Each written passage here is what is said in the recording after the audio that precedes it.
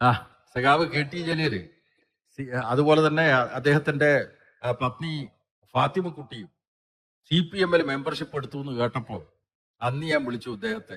അപ്പൊ പറഞ്ഞു ആ ഫാത്തിമക്കുട്ടിയുടെ അടുത്ത് ഞാൻ അവരുമായിട്ട് സംസാരിച്ചു. ഞാൻ എന്നിട്ട് ഫേസ്ബുക്കിൽ പോസ്റ്റ് ചെയ്തു. അത് വളരെ പ്രധാനപ്പെട്ട ഒരു ചുവടുവെപ്പാണ്. ഇവരുടെ പ്രത്യേകത മാത്രമല്ല, അതൊരു സന്ദേശം സമൂഹത്തിന് കൊടുക്കുന്നതാണ്. എന്താ സന്ദേശം? ഒരു പ്രാക്ടീസിങ് മുസ്ലിം, രണ്ടുപേരും പ്രാക്ടീസിങ് മുസ്ലിംസാണ്.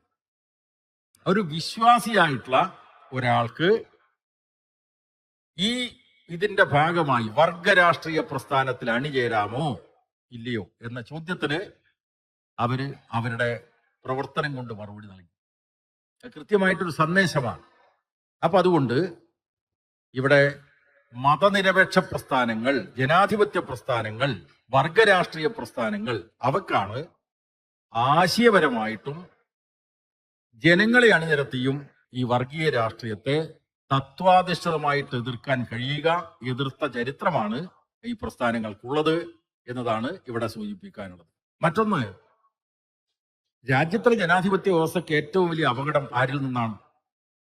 നമുക്കിപ്പോ എല്ലാ വർഗീയ ശക്തികളെയും പറയാം, പക്ഷേ ജനാധിപത്യ വ്യവസ്ഥക്ക് ഏറ്റവും വലിയ അപകടം രാജ്യത്തിലെ ഭൂരിപക്ഷ ഹിന്ദുത്വ രാഷ്ട്രീയത്തിന്റെ ഭീഷണിയാണ്. ഇന്ത്യ സ്വാതന്ത്ര്യം നേടുന്നത് കൃത്യമായി നാനാവിശ്വാസികളെ ഒന്നിപ്പിച്ചുകൊണ്ടാണ്. നാനാത്വത്തിൽ ഏകത്വം. വ്യത്യസ്തതകളുണ്ട്, പ്രകൃതിയിൽ കാണുന്ന വ്യത്യസ്തകളെ പോലെ തന്നെ വ്യത്യസ്തതകളുണ്ട്. ഭാഷകൾ, മതങ്ങൾ, അതുപോലെ തന്നെ ദേശീയമായിട്ടുള്ള വികാരം, ഇതൊക്കെ ഉണ്ടെങ്കിലും അതിനെയെല്ലാം ഒന്നിപ്പിച്ചുകൊണ്ടുള്ള ഒരു രാഷ്ട്രമാണ് നമ്മുടെ പൂർവ്വസൂരികൾ നിർമ്മിച്ചെടുത്തത്. അതിന്റെ ഭാഗമായിട്ട് രാഷ്ട്രശില്പികൾ രൂപപ്പെടുത്തിയ ഇന്ത്യയുടെ ഭരണഘടനയുണ്ട്. ആ ഭരണഘടനയുടെ ആദ്യത്തെ വാചകം തുടങ്ങുന്നത് we the people of India. അതാണ് രാജ്യത്തിലെ ജനങ്ങളായിട്ടുള്ള നാം, ഇന്ത്യയിലെ ജനങ്ങളായിട്ടുള്ള നാം. ആ നാം എന്നതിന് ഭരണഘടനാ നിർമ്മാണ അസംബ്ലിയിൽ തന്നെ ഭേദഗതികൾ വന്നു. ഇങ്ങനെയല്ല ലോകത്തിലെ പല ഭരണഘടനകളും ഉണ്ടായത്. അതുകൊണ്ട് അതുപോലെയുള്ള ഒരു ഭരണഘടനയുടെ തുടക്കമാവണം ഇന്ത്യയുടെ ഭരണഘടന. ആ ഭേദഗതി in the name of God എന്നായിരുന്നു. ദൈവനാമത്തിൽ ഇന്ത്യയുടെ ഭരണഘടന തുടങ്ങണം. അതിനെ ദൈവത്തെ വോട്ടിനിട്ട് തോൽപ്പിച്ചിട്ടാണ് ഇന്ത്യയുടെ ഭരണഘടന ഇന്നത്തെ രൂപത്തിൽ വന്നിട്ടുള്ളത്. വി, നാം ആരാണ്? നാനാവിശ്വാസികളാണ്. നാനാവിശ്വാസികളായിട്ടുള്ള പൗരന്മാരെ ഒന്നിപ്പിക്കുന്ന ഒരു ഭരണഘടനക്ക് രൂപം കൊടുത്തുകൊണ്ടാണ് ഇന്ത്യ എന്ന രാഷ്ട്രത്തിന്റെ പിറവി. അപ്പൊ ആ രാഷ്ട്രം ഇന്ന് അഭിമുഖീകരിക്കുന്ന പ്രശ്നം എന്താണ്? സ്വാതന്ത്ര്യത്തിന് ശേഷം നമ്മുടെ രാഷ്ട്രീയത്തിൽ വന്നിട്ടുള്ള ഏറ്റവും വലിയ അപജയം വർഗീയ ശക്തികൾ അധികാരത്തിലേക്ക് വന്നു എന്നതാണ്. ആ അധികാരാരോഹണത്തിൽ വളരെ പ്രധാനപ്പെട്ട ഒരു പടവാണ് 2016 നിയമസഭാ തെരഞ്ഞെടുപ്പ്. BJP-ക്ക് ഒറ്റക്ക് ഭൂരിപക്ഷം കിട്ടി.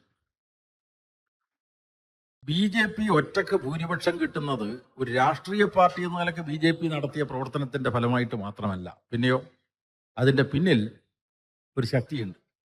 BJP വെറും ഒരു മുഖം മൂടി മാത്രമാണ്. യഥാർത്ഥത്തിൽ വളരെ ആസൂത്രിതമായി സോഷ്യൽ എഞ്ചിനീയറിംഗ് നടത്തിക്കൊണ്ട് ഒരു ഹിന്ദുത്വ രാഷ്ട്രം രൂപപ്പെടുത്താൻ വേണ്ടിയുള്ള കൃത്യമായിട്ടുള്ള പരിപാടിയാണ് അന്ന് ഒരു ഘട്ടം വിജയിച്ചത്. ഇതാണ് 2016 BJP-ക്ക് ഒറ്റക്ക് ഭൂരിപക്ഷം കിട്ടിയത്. ഇന്നിപ്പോ മൂന്നാം തവണയും BJP കേന്ദ്രാധികാരം കൈയടക്കിയിരിക്കുക. പക്ഷേ 2024 തെരഞ്ഞെടുപ്പിന്റെ സവിശേഷത ഒറ്റക്ക് ഭൂരിപക്ഷം ഇല്ല BJP-ക്ക്. പക്ഷെ ഇപ്പൊ എന്താണ് നടത്തിക്കൊണ്ടിരിക്കുന്നത്? മറ്റ് പാർട്ടികളെയൊക്കെ വളർത്തി കൂടെ നിർത്തുക. ഇവിടെ ഹിന്ദുത്വ വർഗീയതയുടെ വേറൊരു മുഖമാണ് അനാവരണം ചെയ്യുന്നത്. അതായത് ഹിന്ദുത്വ വർഗീയതയുടെ വേറൊരു മുഖം എന്താണ്? യഥാർത്ഥ മുഖം എന്താണ്? വേറൊരു മുഖമെന്ന് മാത്രമല്ല, യഥാർത്ഥ മുഖം കോർപ്പറേറ്റുകൾ വളർത്തിയെടുക്കുന്ന വർഗീയതയാണ്. പണം, ജനാധിപത്യത്തെ പണാധിപത്യമാക്കി മാറ്റാൻ ശ്രമിക്കുന്ന ഹിന്ദുത്വ വർഗീയതയാണ് ഇന്ന് രാഷ്ട്രത്തിൽ അധികാരത്തിലുള്ളത്. അവരുടെ ശക്തി കൊണ്ടാണ് പല പാർട്ടികളും വളർന്ന് BJPക്ക് മുതൽക്കൂട്ടാക്കി മാറ്റാൻ പരിശ്രമിച്ചുകൊണ്ടിരിക്കുന്നത്. അപ്പോൾ വർഗീയത മാത്രമല്ല, അത് കോർപ്പറേറ്റ് കൂട്ടുകെട്ടാണ്. അല്ലെങ്കിൽ കോർപ്പറേറ്റിൻ്റെ താല്പര്യങ്ങൾ സംരക്ഷിക്കാനുള്ള വർഗീയ രാഷ്ട്രീയം രാജ്യത്ത് അധികാരത്തിൽ തുടരുകയാണ്. അത് ജനാധിപത്യത്തെ അപകടപ്പെടുത്തും. പടിപടിയായി ഇന്ത്യയെ ജനാധിപത്യത്തിന്റെ നശീകരണത്തിലേക്ക് നയിക്കും. ഒരു പുത്തൻ ഫാസിസ്റ്റ് പ്രവണതയിലേക്ക് രാജ്യത്ത് നയിക്കും എന്നാണ് ജനാധിപത്യ വിശ്വാസികളായിട്ട് നമ്മളൊക്കെ കരുതേണ്ടത്. ഇവിടെ കേരളത്തിന്റെ പശ്ചാത്തലത്തിൽ നോക്കുമ്പോൾ ഈ ദേശീയ തലത്തിൽ ഇപ്പൊ നിങ്ങൾക്കറിയാം, മഹാത്മാഗാന്ധിക്ക് ജന്മം നൽകിയിട്ടുള്ള പോർബന്ദർ ഗ്രാമം ഉൾക്കൊള്ളുന്ന ഗുജറാത്ത് ഇപ്പൊ ആരാ ഭരിക്കുന്നത്? BJP ആണ്. ദശകങ്ങളായി അവരുടെ കയ്യിലാണ്. 2002 3 ദിവസം കൊണ്ട് 3000-ഓളം മുസ്ലിങ്ങളെ വംശഹത്യ നടത്തിയിട്ടുള്ള ആ ഗുജറാത്ത് ഇപ്പോഴും അവരുടെ കൈവശമാണ്, സംഘപരിവാറിന്റെ നിയന്ത്രണത്തിലാണ്. അത്തരമൊരു ഗുജറാത്ത് പോലെ എന്തുകൊണ്ട് കേരളമായില്ല? ഇപ്പോഴും മതനിരപേക്ഷതയുടെ ഒരു സംരക്ഷിത തുരുത്തായിട്ടാണ് കേരളം നിൽക്കുന്നത്. ആപൽ സൂചനയുണ്ട്. 2026 നിയമസഭാ തെരഞ്ഞെടുപ്പിൽ ആപൽ സൂചനയുണ്ട്. 3 സീറ്റ്, 14% വോട്ട്. നിങ്ങൾ ചെറുതായി കാണണ്ട. ഇപ്പൊ UDF ആണ് അധികാരത്തിലുള്ളതെങ്കിലും ഒരിടക്കാല ഘട്ടമായിട്ടാണ് സംഘപരിവാർ ഇതിനെ കാണുന്നത്. ഇടക്കാല ഘട്ടം. ആ ഇടക്കാല ഘട്ടത്തെക്കുറിച്ച് നമ്മൾ കൂടുതൽ മനസ്സിലാക്കണമെങ്കിൽ ബംഗാളിന്റെ അനുഭവം നോക്കിയാൽ മതി. ബംഗാളിൽ 10 വർഷം മുമ്പെയുള്ള തെരഞ്ഞെടുപ്പിൽ അവിടുത്തെ നിയമസഭയിൽ BJP കിട്ടിയത് 3 സീറ്റ്, കിട്ടിയ ശതമാനം 10% വോട്ടും 3 സീറ്റും നേടിയിട്ടുള്ള 10 വർഷം മുമ്പെയുള്ള BJP അല്ല ഇന്ന് ബംഗാളിലെ BJP. ഇന്ന് അവിടെ ഭരണകക്ഷിയാണ്. ഇവിടെ 3 സീറ്റ് കിട്ടിയിരിക്കുന്നു BJP. ഒരു ആപൽ സൂചനയാണ്. എങ്ങനെയാണ് കേരളീയ സമൂഹത്തിലേക്ക് പടിപടിയായിട്ട് ഹിന്ദുത്വ രാഷ്ട്രീയം കടന്നു വന്നുകൊണ്ടിരിക്കുന്നത് എന്നത് നമ്മുടെ സമൂഹം ഗൗരവമായി ചർച്ച ചെയ്യേണ്ട വിഷയമാണ്. അവിടെയാണ് ഓരോ സംസ്ഥാനത്തിനും വേണ്ട നിലയിലുള്ള സോഷ്യൽ എഞ്ചിനീയറിംഗ് ആണ് ഹിന്ദുത്വ രാഷ്ട്രീയം നടത്തിക്കൊണ്ടിരിക്കുന്നത്. ഇവിടെ നിങ്ങൾ നോക്കൂ, നമ്മുടെ രാജ്യത്തിന്റെ സവിശേഷത എന്താണ്? ലോകത്തൊട്ടേറെ മതങ്ങളുണ്ട്. അതുപോലെ തന്നെ വർണ്ണത്തെ അടിസ്ഥാനപ്പെടുത്തിയുള്ള വിവേചനമുണ്ട്. നമ്മുടെ രാജ്യത്തിന്റെ സവിശേഷത എന്താണ്? ജാതി വ്യവസ്ഥയാണ്. ജാതി അടിമത്തം നിലനിന്നിട്ടുള്ള നാടാണ് നമ്മുടെ നാട്. പക്ഷേ ജാതിക്കതീതമായിട്ടുള്ള സാമൂഹ്യബോധമുണ്ടായി, ജാതിക്കതീതമായിട്ടുള്ള വർഗബോധമുണ്ടായി, ജാതിക്കതീതമായിട്ടുള്ള വർഗ രാഷ്ട്രീയം രൂപപ്പെട്ട നാടാണ് കേരളം. ആ കേരളത്തില് BJP ഉയർത്തുന്ന മുദ്രാവാക്യം എന്താണ്? നായാടി മുതൽ നമ്പൂതിരി വരെ യോജിക്കണമെന്നാണ്. കൃത്യമായിട്ടുള്ള സോഷ്യൽ എഞ്ചിനീയറിംഗ്. സുഹൃത്തുക്കളെ, ആരായി നായാടി? നമ്മുടെ പുതിയ DYFIയിൽ മെമ്പർഷിപ്പ് എടുക്കുന്നവർക്കറിയോ ആരായിരുന്നു നായാടി? നായ്ക്കളല്ല, മനുഷ്യന്മാർ, നമ്മളെപ്പോലെയുള്ള മനുഷ്യന്മാർ. പക്ഷേ മറ്റുള്ളവരുടെ മുമ്പിൽ പ്രത്യക്ഷപ്പെടാൻ വേണ്ടി പോലും അവകാശമില്ലാത്ത മനുഷ്യർ, ജാതി അടിമകൾ. മഹാത്മാഗാന്ധി ഒരവസരത്തിൽ കേരളത്തിൽ വന്നപ്പോ പാലക്കാട് അദ്ദേഹം ഉണർന്നെഴുന്നേറ്റപ്പോ ഒരു മനുഷ്യന്റെ ദയനീയമായിട്ട് ശബ്ദം കേട്ടു. അദ്ദേഹം ചോദിച്ചു കൂടെയുള്ള ആളോട്, എന്താ കേൾക്കുന്ന ശബ്ദം? അവ പറഞ്ഞു, ഒരു നായാടി ഭിക്ഷയാചിക്കുന്ന ശബ്ദമാണ്. മരത്തിന്റെ മറയത്തിരുന്നോ കൈതക്കൂട്ടത്തിന്റെ മറയത്തിരുന്നോ മറ്റുള്ളവരുമായി സംവദിക്കാൻ മാത്രം അവകാശമുള്ള ആ നായാടി ഇന്ന് മാറി. പിന്നെയോ തീണ്ടാപ്പാടകലം നിൽക്കേണ്ടി വന്ന മലയനും പൊലയനും ഇന്ന് അവന്റെ സാമൂഹ്യമായിട്ടുള്ള അവസ്ഥയിൽ മാറ്റം വന്നു. ആ പഴയ ജാതി അടിമത്തത്തിൽ നിന്ന് മോചനമുണ്ടായി. തിരുവിതാംകൂറിലെ ഈഴവന്മാരും മലബാറിലെ തീയന്മാരും അന്ന് നമ്പൂതിരിയുടെ അടുത്ത് നിൽക്കേണ്ട അകലം ഇല്ലാതായി. തുല്യമായിട്ടുള്ള ആ നിലയിൽ ഒന്നിച്ചിരിക്കാം. തൊട്ടുകൂടാത്തവരും തീണ്ടിക്കൂടാത്തവരും ദൃഷ്ടിയിൽപ്പെട്ടാൽ പോലും ദോഷമുള്ളതുമായിട്ടുള്ള വ്യത്യാസം ഇന്നില്ല, മാറ്റം വന്നു. പക്ഷെ ഇന്ന് നായാടി മുതൽ നമ്പൂതിരി വരെ എന്ന മുദ്രാവാക്യം കേൾക്കുമ്പോൾ ഇന്നത്തെ നായാടിയായിട്ടുള്ള ചെറുപ്പക്കാരനോ ചെറുപ്പക്കാരിക്കോ തോന്നുന്നത് ഞാൻ ഹിന്ദുവായിട്ട് ശക്തിപ്പെടുന്നു എന്നതാണ്. അങ്ങനെയാണ് ഒരു സോഷ്യൽ എഞ്ചിനീയറിംഗിന്റെ പ്രത്യേകത. മലയനും പൊലയനും തോന്നുക ഞാൻ ഹിന്ദുവായിട്ട് ശക്തിപ്പെടുകയാണ്, ഞാൻ പഴയ അധകൃതനല്ല. ഈടവനും തീയനും തോന്നുക ഞാൻ ഹിന്ദുവായിട്ട് വളരുകയാണ്. പിന്നെ നായരുടെ കാര്യം പറയേണ്ട ആവശ്യമില്ല. നായരും ഹിന്ദുവായിട്ട് ശക്തിപ്പെടുകയാണ്. ഇങ്ങനെ ജാതീയമായി ഉദ്ദീപിച്ച് മതവർഗീയതയെ വളർത്തിയെടുക്കാനാണ് ഹിന്ദുത്വ രാഷ്ട്രീയം പരിശ്രമിക്കുന്നത്. ഇതിനെ ശരിയായി കണ്ടുകൊണ്ട് ചെറുത്തു തോൽപ്പിക്കാൻ നമുക്ക് കഴിയണം. അല്ലെങ്കിൽ കേരളം എന്ന മതനിരപേക്ഷതയുടെ ഈ സംരക്ഷിത തുരുത്തില്ലാതാവും. ഇവിടെ കാണേണ്ട ഏറ്റവും പ്രധാനപ്പെട്ട ഒരു കാര്യം, ഇതിനെ സംരക്ഷിക്കാൻ ആരാണ് കഴിഞ്ഞ കാലത്ത് പോരാടിയത്? കോൺഗ്രസ് ആണോ, ലീഗാണോ, അതല്ല ഇടതുപക്ഷങ്ങളാണോ?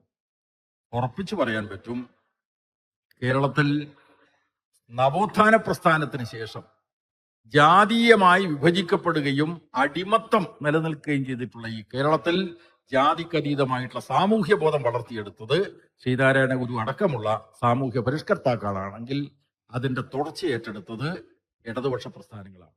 കോൺഗ്രസിനെ തന്നെ ജനകീയ പ്രസ്ഥാനമാക്കി മാറ്റാൻ ശ്രമിച്ചിട്ടുള്ള ഇടതുപക്ഷം എന്താ ചെയ്തത്? വർഗ സംഘടനകൾ ഉണ്ടാക്കി. ജാതിക്കതീതമായി തൊഴിലാളികൾ ഒരു വർഗമാണ്, വ്യത്യസ്ത ജാതികൾ ഉണ്ടെങ്കിലും ഒരു വർഗമാണ്. അതിന് വർഗ സംഘടനകൾ, അതിന്റെ അടിസ്ഥാനത്തിലുള്ള സമരങ്ങൾ.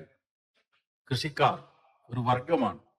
വർഗ സംഘടനകൾ ഉണ്ടാക്കിയത് കേരളത്തിലെ ഇടതുപക്ഷം രാഷ്ട്രീയത്തിന് നൽകിയിട്ടുള്ള ഏറ്റവും പ്രധാനപ്പെട്ട സംഭാവനയാണ്. അതിന്റെ തുടർച്ചയായിട്ട് വർഗ രാഷ്ട്രീയം ഉണ്ടായി. അതാണ് ഇടതുപക്ഷ പ്രസ്ഥാനം. ആ ഇടതുപക്ഷ പ്രസ്ഥാനമാണ് ഈ ഹിന്ദുത്വ രാഷ്ട്രീയത്തിന്റെ കേരളത്തിലേക്കുള്ള നുഴഞ്ഞുകയറ്റത്തെ പ്രതിരോധിച്ചത്. ആ പ്രതിരോധം ആശയപരമായിട്ട് മാത്രമല്ല, പിന്നെയോ ജനങ്ങളെ അടിനിരത്തിയിട്ടുള്ള ചെറുത്തുനിൽപ്പ് കൂടിയാണ്. ചിലർ അവകാശപ്പെടുന്നുണ്ട്, കേരളം കോൺഗ്രസിന്റെ കയ്യിൽ, ലീഗിന്റെ കയ്യിൽ ഉള്ളപ്പോ വർഗീയത വളർന്നില്ല എന്നൊക്കെ. പക്ഷേ ഈ കേരളത്തിൽ RSSന്റെ നുഴഞ്ഞുകയറ്റം എങ്ങനെയാണ്? കേരളത്തിലെ 14 ജില്ലകളിൽ 13 ജില്ലകളിലും CPMന്റെ പ്രവർത്തകന്മാരും അനുഭാവികളുമാണ് RSSന്റെ കൊലക്കത്തിക്ക് ഇരയായത് എന്ന് കാണാൻ കഴിയും. 13 ജില്ലകളിൽ. മലപ്പുറത്തും ഉണ്ടായിട്ടുണ്ട് RSSന്റെ കൊലപാതകം. കണ്ണൂരിൽ മാത്രമല്ല, തിരുവനന്തപുരത്ത് ഉണ്ടായിട്ടുണ്ട്. എല്ലാ ജില്ലകളിലും. അപ്പോ എന്താണ് ഈ RSSന്റെ കായികമായിട്ടുള്ള ആക്രമണങ്ങളുടെ പിന്നിലുള്ള പദ്ധതി എന്ന് ഇന്ന് നമ്മളൊന്ന് തിരിഞ്ഞു നോക്കുമ്പോൾ യാതൊരു സംശയവുമില്ല, അത് കേരളീയ സമൂഹത്തിൽ നുഴഞ്ഞു കയറണമെങ്കിൽ വർഗ രാഷ്ട്രീയ പ്രസ്ഥാനത്തെ തകർക്കണം, CPMനെ തകർക്കണം. അത് കൃത്യമായിട്ടൊരു പദ്ധതിയാണ് കേരളത്തിൽ നടപ്പാക്കപ്പെട്ടത്. അതിനെ ചെറുത്തു ആണ് ജനകീയമായിട്ടുള്ള ചെറുത്തുനിൽപ്പ്, ജനങ്ങളുടെ ശക്തമായിട്ടുള്ള ചെറുത്തുനിൽപ്പ്. അപ്പോ വർഗ രാഷ്ട്രീയത്തിലൂടെ ഹിന്ദുത്വ വർഗീയതയെ എതിർത്ത് തോൽപ്പിക്കുക മാത്രമല്ല, വർഗ രാഷ്ട്രീയത്തെ തകർക്കുന്നതിന് വേണ്ടി വിടുത്തൊഴിലാളികളൊക്കെ പണിയെടുക്കുന്ന കമ്പനികളാണ് RSSന്റെ ആക്രമണ ലക്ഷ്യമായിരുന്നത്. അത് നമ്മൾ മനസ്സിലാക്കേണ്ടത്. അപ്പൊ അതിനെ ജനങ്ങളെ അണിനിരത്തി ചെറുത്ത് നിന്ന പ്രസ്ഥാനം കേരളത്തിലെ ഇടതുപക്ഷ പ്രസ്ഥാനമാണ്. അതുകൊണ്ട് ഹിന്ദുത്വ രാഷ്ട്രീയത്തെ ഇനിയും ചെറുത്ത് തോൽപ്പിക്കണമെങ്കിൽ ഇടതുപക്ഷ വീക്ഷണത്തോടു കൂടിയുള്ള ബഹുജന പ്രസ്ഥാനങ്ങൾക്കാണ് കഴിയുക. അതിന് നാനാവിശ്വാസികൾ ഒത്തുചേരണം. കാരണം ഇത് വളരെ പ്രധാനമാണ്. വർഗീയതയെ ചെറുത്ത് തോൽപ്പിക്കണമെങ്കിൽ നാനാവിശ്വാസികൾ ഒത്തുചേരണം. ഞാൻ സഖാവ് KT ജലീൽ, എങ്ങനെ വിളിക്കാലോ, സഖാവ് KT ജലീൽ, അതുപോലെ തന്നെ അദ്ദേഹത്തിന്റെ പത്നി ഫാത്തിമക്കുട്ടിയും CPMൽ മെമ്പർഷിപ്പ് എടുത്തു എന്ന് കേട്ടപ്പോ അന്ന് ഞാൻ വിളിച്ചു അദ്ദേഹത്തെ. അപ്പൊ പറഞ്ഞു, ഫാത്തിമക്കുട്ടിയുടെ അടുത്ത് ഞാൻ അവരുമായിട്ട് സംസാരിച്ചു. ഞാൻ എന്നിട്ട് ഫേസ്ബുക്കിൽ പോസ്റ്റ് ചെയ്തു. അത് വളരെ പ്രധാനപ്പെട്ട ഒരു ചുവടുവെപ്പാണ്. ഇവരുടെ പ്രത്യേകത മാത്രമല്ല, അതൊരു സന്ദേശം സമൂഹത്തിന് കൊടുക്കുന്നതാണ്. എന്താ സന്ദേശം? ഒരു പ്രാക്ടീസിങ് മുസ്ലിം, രണ്ടുപേരും പ്രാക്ടീസിങ് മുസ്ലിംസാണ്.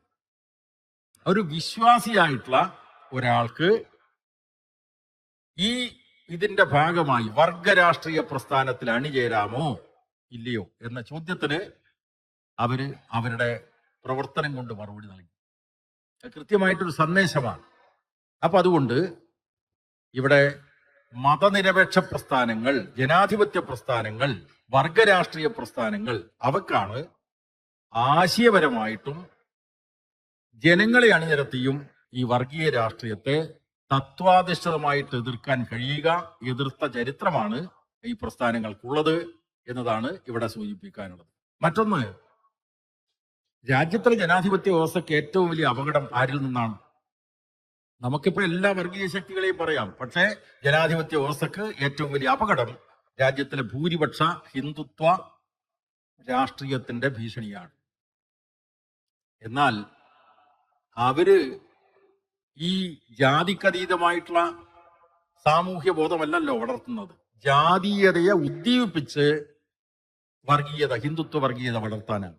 ആ പരിശ്രമത്തിനിടയിൽ ന്യൂനപക്ഷങ്ങൾക്കിടയിലുള്ള വർഗീയ പരിശ്രമങ്ങളും പരസ്പര പൂരകമായി പ്രവർത്തിക്കുന്നു എന്ന് തിരിച്ചറിഞ്ഞുകൊണ്ട് എല്ലാ വർഗീയതയും എതിർക്കേണ്ടതുണ്ട്. അതിൽ മതരാഷ്ട്രവാദം മുന്നോട്ട് വെക്കുന്ന ജമാഅത്തെ ഇസ്ലാമി അങ്ങേറ്റം അപകടകരമായിട്ടൊരു ശക്തിയാണ്. ഈ ജമാഅത്തെ ഇസ്ലാമി മുന്നോട്ട് വെക്കുന്ന ആ ഹുക്കുമത്തെ ഇലാഹി എന്ന ലക്ഷ്യം മതരാഷ്ട്രവാദം തന്നെയാണ്, മൗദൂദിയുടെ കാഴ്ചപ്പാടാണ്.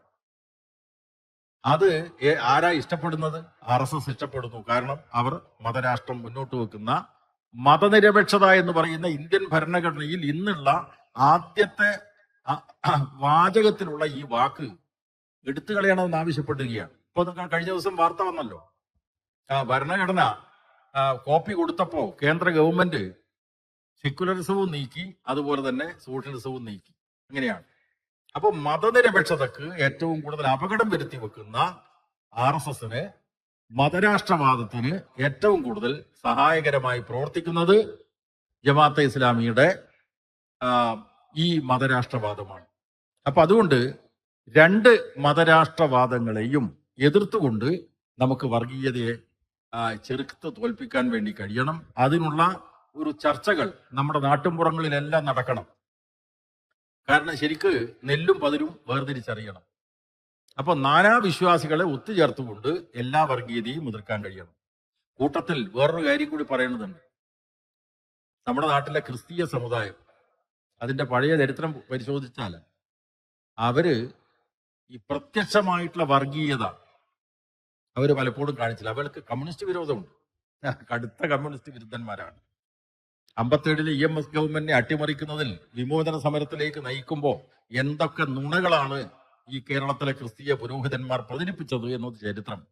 പക്ഷേ ഇതര മതവിരോധം പ്രചരിപ്പിക്കുന്ന നില അവർ സ്വീകരിച്ചിരുന്നില്ല. കമ്മ്യൂണിസ്റ്റ് വിരോധമുണ്ട്, ഇടതുപക്ഷ വിരോധമുണ്ട്. ഇടതുപക്ഷക്കാരെ, കമ്മ്യൂണിസ്റ്റുകാരെയൊക്കെ നിരീശ്വരവാദ പ്രസ്ഥാനമാണ് എന്ന് മുദ്രയടിച്ച് ഒരു വിരുദ്ധ വികാരമുണ്ടാക്കുന്നതിൽ കേരളത്തിലെ ക്രിസ്തീയ പുരോഹിതന്മാർ പ്രധാനപ്പെട്ട പങ്ക് വഹിച്ചിട്ടുണ്ട്. എങ്കിലും ഇതര മതവിരോധം വെലിങ്ങനെ പ്രചരിപ്പിച്ചിരുന്നില്ല. പക്ഷേ അടുത്ത കാലത്ത് ക്രിസ്തീയ സമുദായത്തിലും 2019 മുതൽ ഒരു സംഘടന പ്രവർത്തിച്ചു വരുന്നുണ്ട്. അതിന്റെ പേരാണ് CASA, Christian association for social action. ഇതാണ് Christian association and alliance for social action. ഇതാണ് കാസയുടെ പൂർണ്ണരൂപം. അവര് ആദ്യഘട്ടത്തിൽ മുസ്ലിം വിരോധം ഉൽപ്പാദിപ്പിച്ച് ക്രിസ്ത്യൻ വിഭാഗത്തിനിടയിൽ കാസക്ക് പൊതു അംഗീകാരം നേടാനാണ് പരിശ്രമിച്ചതെങ്കിൽ അടുത്ത കാലത്ത് കമ്മ്യൂണിസ്റ്റ് വിരോധം, ഇടതുപക്ഷ വിരോധം, അത് കൃത്യമായിട്ട് അവരുടെ സന്ദേശങ്ങൾ കാണാൻ വേണ്ടി കഴിയും. അപ്പൊ അതുകൊണ്ട് നാനാപ്രകാരത്തിൽ വർഗീയത പ്രചരിപ്പിക്കുന്ന ശക്തികളെ നമുക്ക് തിരിച്ചറിയാൻ കഴിയണം, അതിനെ പ്രതിരോധിക്കാൻ കഴിയണം. അതിന് യുവാക്കളുടെ കർമ്മശേഷിയെ ഉദ്ദീപിക്കുന്ന ഒരു ശക്തിയാണ് DYFI.